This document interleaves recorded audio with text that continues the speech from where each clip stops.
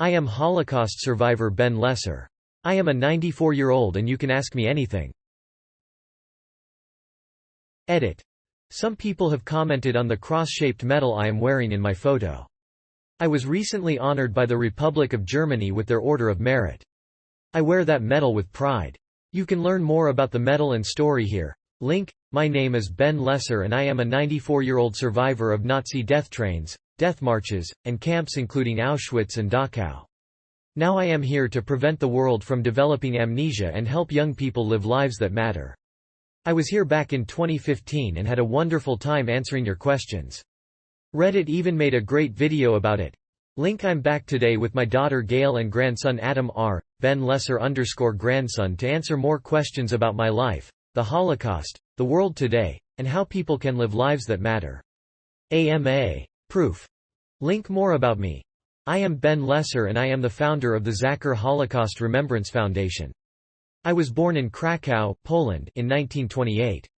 With the exception of my older sister Lola and myself, the rest of my family was killed by the Nazis. Over the 5 years of the war, I was fortunate to survive several ghettos, as well as the notorious camps of Auschwitz, Buchenwald, and finally be liberated in Dachau. After the war, in 1947 I immigrated to the United States where a few years later, in 1950, I met and married my wife Jean. Over the years, I became a successful realtor in Los Angeles and after retiring in 1995, I have devoted my time to being a volunteer to speak in colleges and schools about the Holocaust. I wrote a book about my experiences, entitled Living a Life That Matters, paperback, ebook. I'm looking forward to talking with you all. I'm so grateful you all are here. I love speaking to schools and community groups. If you'd like me to come speak with your group, please email gail@zacharfoundation.org. I love doing Zoom meetings and, when possible, in person as well.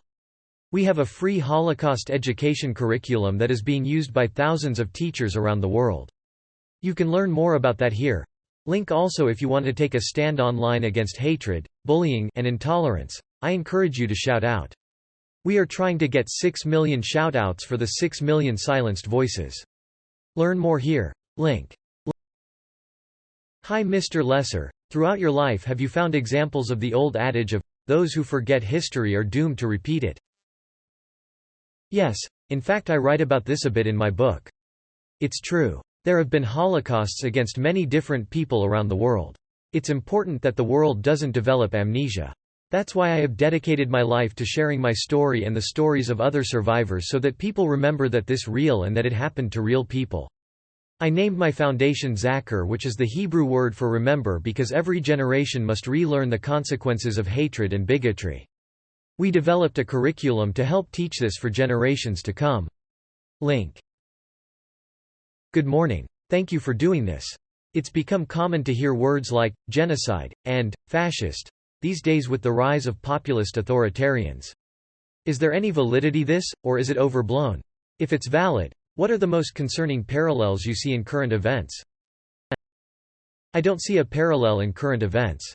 Of course anti-Semitism is rising and it's a big problem. Can it lead to something eventually like the Holocaust? I doubt it. The Holocaust was a government-sponsored hatred and killing. Of course that's not going to happen here in the United States, or at least I hope not. Hatred is hatred. Anti-Semitism was here for hundreds or thousands of years, and it will always continue to a certain extent, but we have to try to limit it. It's hard to draw parallels between now and the past, but we have legal protections in place today to help protect minority groups, and it would take major changes to see those protections removed. Can it lead to something eventually like the Holocaust? I doubt it. The Holocaust was a government-sponsored hatred and killing. Of course that's not going to happen here in the United States, or at least I hope not. Sir, with respect I have to say these sorts of comments are what worry me most in our current climate. I fear the thought that it can't happen here is exactly what can allow such horrors to repeat themselves. If we believe it can't happen here, we will not mobilize to prevent it until it is too late. Germany in the 30s and its people were not some great aberration in all of space and time. This country and its people are not, either. Authoritarianism, fascism, and government-sponsored genocide can happen here. They can happen anywhere, and that is why we must always remain vigilant. I am an English teacher and teach my students about the Holocaust in grade 8. What are some ideas that I should be sure not to leave out about the Jewish experience before, during, after the war? Thank you for doing this. That it happened very, very slowly. There were periods of time when Hitler seemed to have declined in popularity, and the Jews thought life would go back to normal. Someone who seems like a fringe crackpot should not be lightly dismissed. Daughter of a survivor. But the one great shocking occasion, when tens or hundreds or thousands will join with you, never comes. That's the difficulty. If the last and worst act of the whole regime had come immediately after the first and smallest, thousands, yes, millions would have been sufficiently shocked. If, let us say, the gassing of the Jews in 43 had come immediately after the German firm stickers on the windows of non-Jewish shops in 33. But of course this isn't the way it happens. In between come all the hundreds of little steps, some of them imperceptible, each of them preparing you not to be shocked by the next. Step C is not so much worse than Step B, and, if you did not make a stand at Step B, why should you at Step C? And so on to Step D, and one day, too late, your principles, if you were ever sensible of them, all rush in upon you.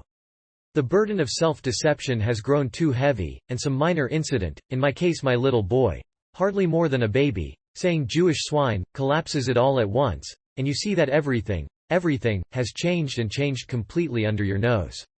The world you live in, your nation, your people, is not the world you were born in at all. The forms are all there, all untouched, all reassuring, the houses, the shops, the jobs, the mealtimes, the visits, the concerts, the cinema, the holidays. But the spirit, which you never noticed because you made the lifelong mistake of identifying it with the forms, is changed. Now you live in a world of hate and fear, and the people who hate and fear do not even know it themselves. When everyone is transformed, no one is transformed. Now you live in a system which rules without responsibility even to God. The system itself could not have intended this in the beginning, but in order to sustain itself it was compelled to go all the way. They thought they were free by Milton Mayer. I am honored to meet you, sir. This may sound like a philosophical question, but I assure you it is a personal one.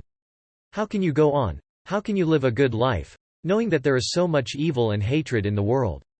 How can you continue on when you above almost all others have experienced the depravity that so many humans are capable of? Every day I see things which do not even compare with your experience, which leave me tired and weary. I feel like I do not have much hope for humans anymore. I think it's just the opposite. The world is full of beauty and joy. Be positive and look at the bright side of things. Don't pick out the evil. There is going to be evil all the time. You must enjoy life for the present and seek out joy. If we choose to live a life that matters, that gives more value to our life and gives us hope for going on. If I can do it, you can do it. How did Lola's life turn out? Beautiful. She had 3 children, 2 sons, 1 daughter. They lived an orthodox life in New York. My sister was a great artist. Today there are over 100 descendants just from Lola and her beloved husband Michel to spite Hitler. She passed away a few years ago, but she also wrote her own memoir, A Life After This, with more about her own story. Hello. Did you read any other books by survivors before or while writing yours? Yes, I read many. I recommend everyone read Elie Wiesel's Night. I designed my book to be a teaching tool and not just a memoir, so that makes it a bit different from most other survivor memoirs. I wrote it so anyone could understand the story and also learn how to turn that experience into a life that matters. Hey Ben, what decade did you enjoy the most when you got to America? And what made it enjoyable? The music? Fashion? The 50s. I got married to the love of my life, Jean, and we raised 2 daughters. I enjoyed the 70s and 80s for business when my real estate practice took off. I had a lot of great experiences growing my business. Life is still good. I am in my 90s and still teaching. COVID has made travel harder, of course, but I am very grateful to be alive and watch my family grow to spite Hitler. What were some of the ways you normalized your life in concentration camps? How did you keep yourself entertained, if that's the correct word? Life was not normalized. You lived from minute to minute. You didn't know if you'd live through the next minute, let alone the day. There was nothing normal about the Holocaust. It was hell on earth. I do research on suicide. What motivated you to keep going to not commit suicide despite the intense suffering and cruelty you experienced? I was too busy trying to live and prevent dying. Suicide never entered my thoughts. Life is too precious, give up. I encourage people to do everything possible to prolong life. There are always ways to live a life that matters, it's never too late. It's essential to understand the consequences of personal choices. It's possible to let trauma get in the way of living a life with meaning, but we have the ability to choose our responses and find ways to grow and learn from our experiences. Also, there are many great outreach programs for people who struggle with suicidal thoughts. I encourage people who are struggling to take action and not wait. Your life is too precious.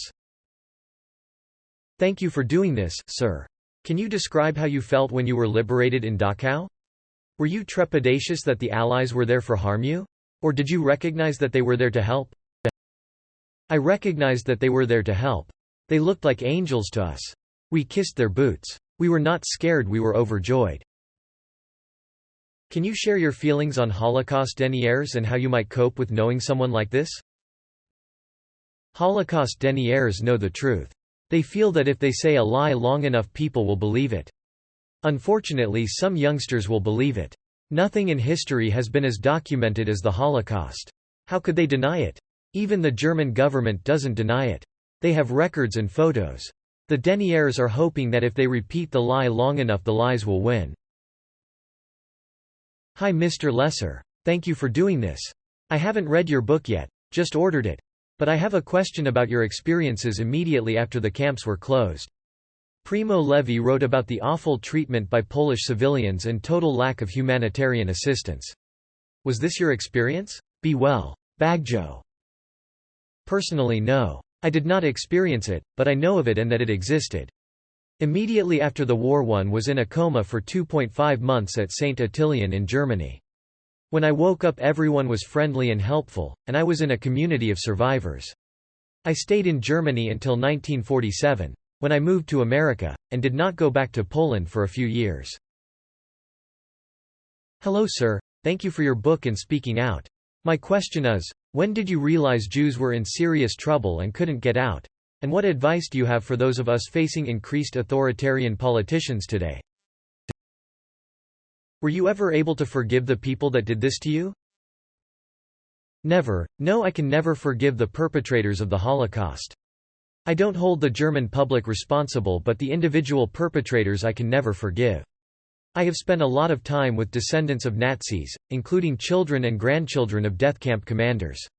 I consider these people as my friends, and we are united in preserving the lesson of the Holocaust to make sure it never happens again.